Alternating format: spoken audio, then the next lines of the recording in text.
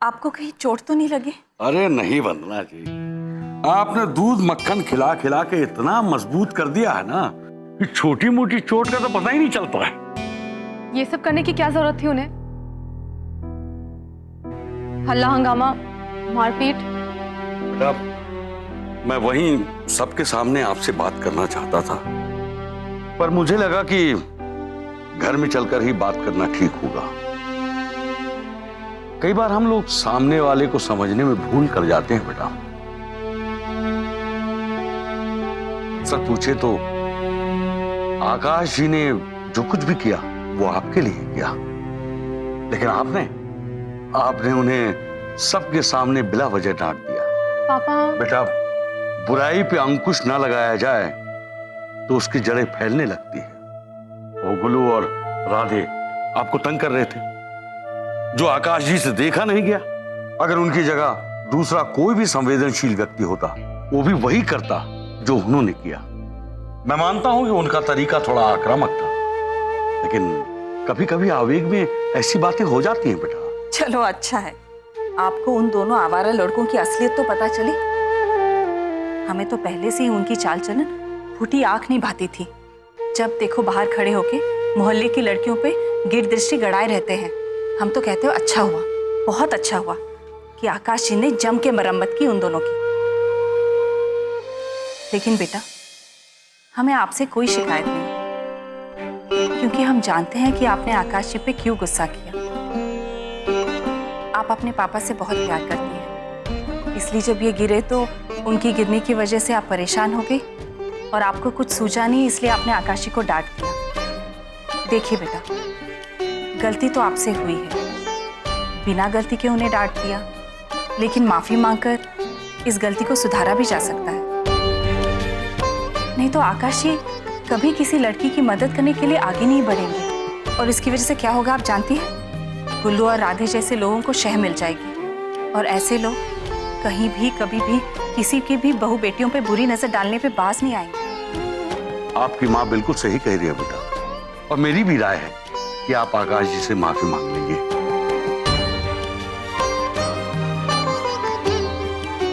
आप लोग ठीक कह रहे हैं, वो हमारी हेल्प करने आए थे और हमने उन्हें। कोई बात नहीं बेटा, आप माफी मांग लेंगी, वो सब कुछ भूल जाएंगे। मैंने महसूस किया है कि आकाश जी दिल के बहुत अच्छे इंसान हैं। जरा देखिए तो, शायद वो बाहर ही खड़े हों। जी, हम देख कर आते हैं।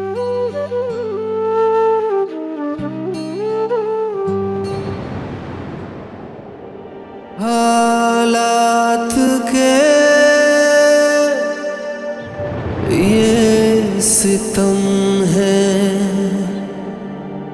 ओ पिया,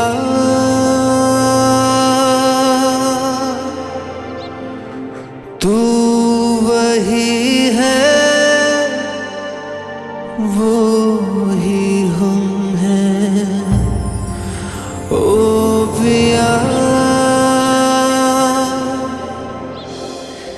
कैसे बताऊं तुझको क्या हो रहा है मुझको। ये जिया ना लागे ना, मोरे पिया। आपको क्या प्रॉब्लम है? आपको क्या प्रॉब्लम है? हमें आपकी मेहरबानी नहीं चाहिए, आपकी मेहरबानी नहीं चाहिए।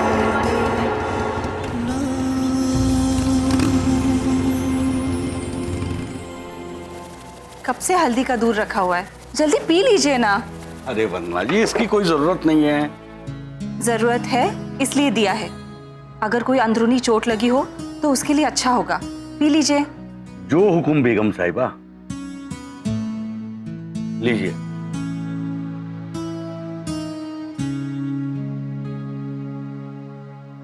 बस। और हाँ, मिठाई भी लानी है, याद है ना? अरे थोड़ी धूप कम हो जाए फिर जाकर ले आऊंगा। अच्छा ठीक है। पापा, लगता है वो चले गए। अब हम क्या करें पापा, क्योंकि सचमुच हम उनसे माफी मांगना चाहते हैं और उन्होंने जो हमारी हेल्प की है उसके लिए थैंक्स भी कहना है। तो फोन करके बात कर लीजिए बेटा। पर हमारे पास तो उनका नंबर ही नहीं है। पापा, आपके पास उनका नंबर है क्या? नहीं बेटा, मेरे पास भी नंबर नहीं है। इतनी बार आकाश जी से मुलाकात हुई पर कभी नंबर लेने की जरूरत ही महसूस नहीं हुई। आपको तो पता ही है, मैं यहाँ मोनिका दीदी के यहाँ फूल की बात करने आया था। मैंने सोचा लगे आज सर जी से भी मिलता चलो। एक जगह है, फूल वाली मोनिका दीदी, उनके पास आकाश जी का नंबर जरूर होगा।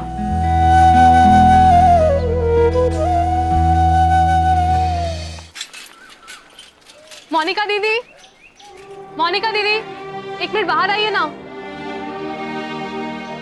जी कहिए। मोनिका दीदी है क्या? नहीं, वो तो नहीं है। एक फूल का बहुत बड़ा ठेका मिला है, उसके लिए वो हरदोई गई हुई है। कब तक वापस आएंगी? वापस आने का तो कोई नहीं पता, लेकिन 2 या 3 दिन तो लग ही जाएंगे। अच्छा ठीक है।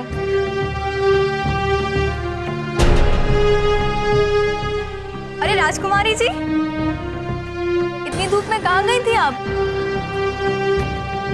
क्या बात है पूनम, तुम थोड़ी परेशान लग रही हो। बहुत बड़ी गड़बड़ हो गई है सुमन।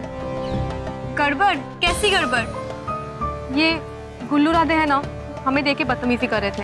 आकाश जी ने ये सब देख लिया और उनकी बुरी तरह से पिटाई कर दी। बहुत अच्छा किया, ऐसे लोगों के साथ ऐसा ही करना चाहिए। पर इसमें गड़बड़ जैसी क्या बात है पूनम? अरे नहीं, गड़बड़ तो हमसे हो गई। तुमसे? आकाश जी ने हमारी वजह से उन दोनों को सबक सिखाया और हमने सबके सामने उन्हें बुरी तरह से डांट दिया। तो अब क्या करें पूनम, क्या करना होगा? अब अपनी गलती के लिए हम उनसे माफी मांगना चाहते हैं, लेकिन हमारे पास उनका नंबर ही नहीं है। इसलिए तो हम मोनिका दीदी के पास आए थे कि शायद उनके पास, पर वो हरदोई चली गई है। तो मामला थोड़ा गंभीर है, पर मुझे लगता है मैं उनका नंबर ढूंढ सकती हूँ। मेरे बाबूजी एक डेकोरेटर को जानते हैं और एक डेकोरेटर दूसरे डेकोरेटर से पहचान तो रखता ही है। उनके पास शायद आकाश जी का नंबर मिल जाएगा। मैं पता करती हूँ। पर हमारे बाबूजी ने कोई सवाल किया तो? तुम उसकी चिंता मत करो, मैं संभाल लूंगी और दोस्ती के लिए इतना तो कर ही सकती हूँ।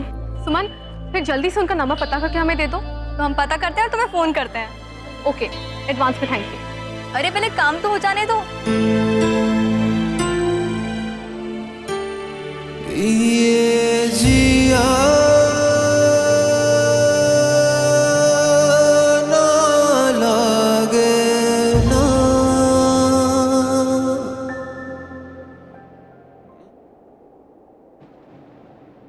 बड़े दिनों बाद अदरक वाली स्वादिष्ट चाय पीने को मिली है। मिठाई भी लीजिए।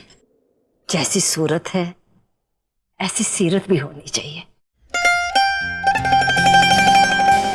पहन ओढ़ के तो बहुत जचेंगे दूल्हे भैया। अरे मेरा लड्डू गोपाल आ गया। आओ भांजे आओ, तुम बहुत ही सही समय पे आए हो। लाल जी तो हमारे घर में बहुत जल्दी शनाई बजवाने की तैयारी करवा रहे हैं बस। आकाश बेटा, जरा देखो तो, लाल जी लड़के का फोटो लेकर आए हैं। ये देखो कैसा लग रहा है।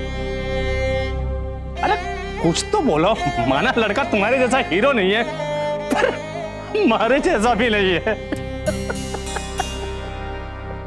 सबसे ज्यादा राहत तो इस बात की है कि लाल जी पहले ही प्रार्थना का फोटो लड़के वालों को दे चुके हैं और उन लोगों को प्रार्थना बहुत पसंद आई है। पर इतना जल्दी सब कुछ दादी? बिल्कुल बेटवा, कल तो लड़के वाले प्रार्थना को देखने भी आ रहे हैं। भाई हमारी मंशा तो यही है कि कल सब कुछ फाइनल कर लिया जाए और फिर जल्द से जल्द इस घर में शहनाई गूंजे।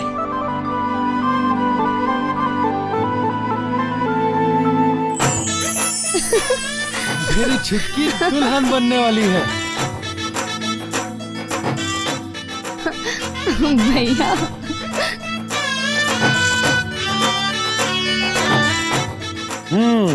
तो शादी हो रही है मेरी छुटकी की।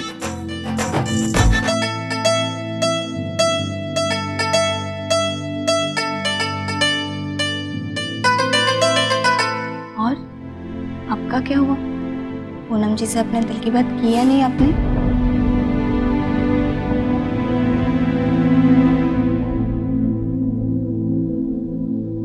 मैं बाद में बात करता हूँ। भैया, आप मेरे सवाल का जवाब क्यों नहीं दे रहे? क्या हुआ?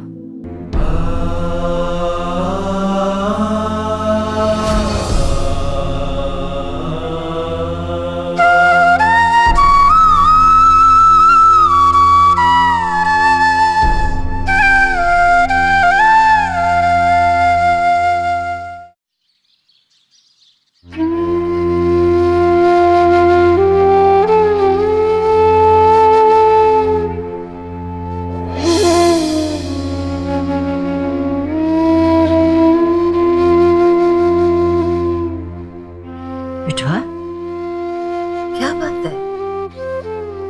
किसने जुर्रत की मेरे लड्डू गोपाल के चेहरे से उसकी मुस्कुराहट छीनने की?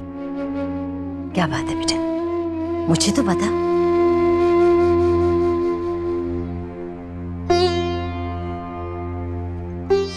मेरा बच्चा।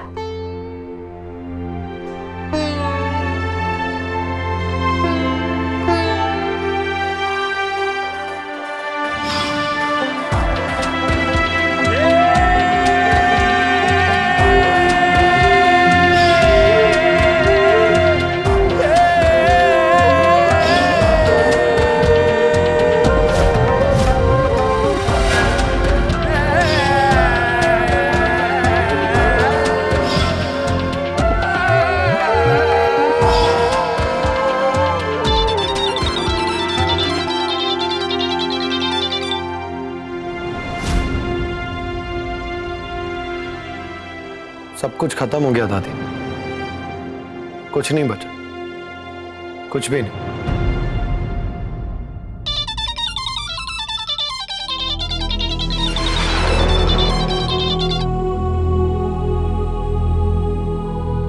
पूनम जी का चैप्टर मेरी जिंदगी में शुरू होने से पहले ही खत्म हो गया।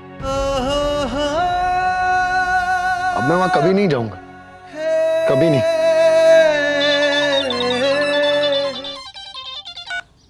आकाश जी, आकाश जी, हम पूनम बोल रहे हैं। आकाश जी, आप सुन रहे हैं ना?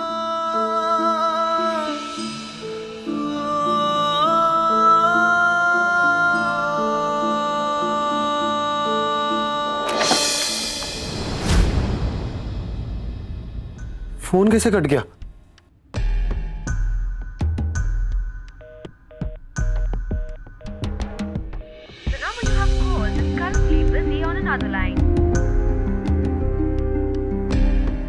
क्या बात है भैया, कुछ बताइए तो सही।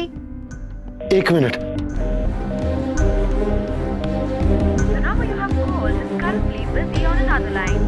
ये फोन बार बार एंगेज क्यों आ रहा है? बहुत हो गया भैया, हमें भी तो बताइए कि हुआ क्या है।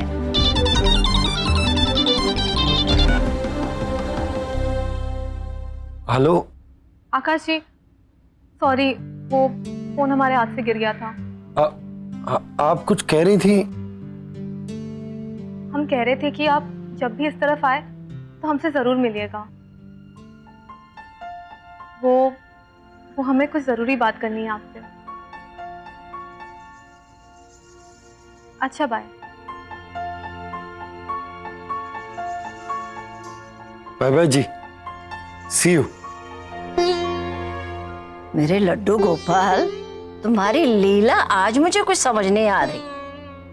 थोड़ी देर पहले तो तुम्हारे चेहरे पर 12 बजे हुए थे और अब देख रही हूँ कि सेकंड की सुई धनाधन आगे बढ़ी जा रही। क्या बाज रहा है? अरे दादी, मेरी लॉटरी लग गई है। आज मैं धन्ना सेठ हो गया हूँ, धन्ना सेठ। पता है किसका फोन था? पूनम जी का। अरे दादी, वही पूनम जी जो लखनऊ की शान है, मस्जिद की अजान है, पूनम का चांद है और मेरा दिल जिन पर कुर्बान है, दिल जिन पर कुर्बान है, दिल जिन पर कुर्बान है, दिल जिन पर कुर्बान है, दिल जिन पर। भैया धीरे, सब सुन लेंगे। दादी, पूनम जी ने मुझे बुलाया है। पता है प्रार्थना, वो कह रही थी कि उन्हें मुझसे कुछ जरूरी बात करनी है। लगता है इस लड्डू गोपाल की जिद पूरी करने की ठान ली है उस लड्डू गोपाल ने। अब इसी बात पर एक बार और जिद करके दिखाओ। पूनम जी मेरी है, मैं और पूनम जी शादी कर रहे हैं।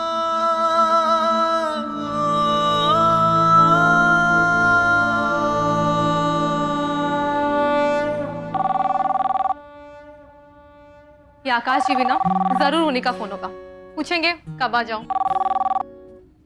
जी आकाश जी बोलिए।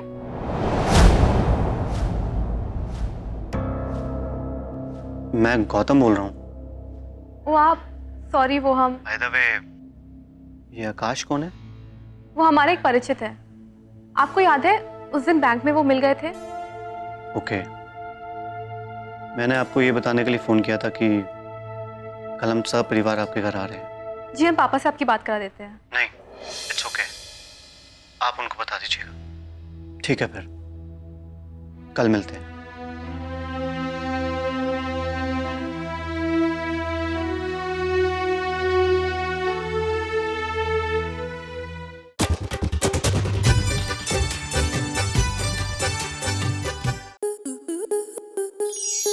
आपके मनोरंजन पर अब नहीं लगेगा कोई ब्रेक। स्टार प्लस के बेहतरीन शोज देखने के लिए लाइक, शेयर और सब्सक्राइब करें स्टार प्लस यूट्यूब पेज को।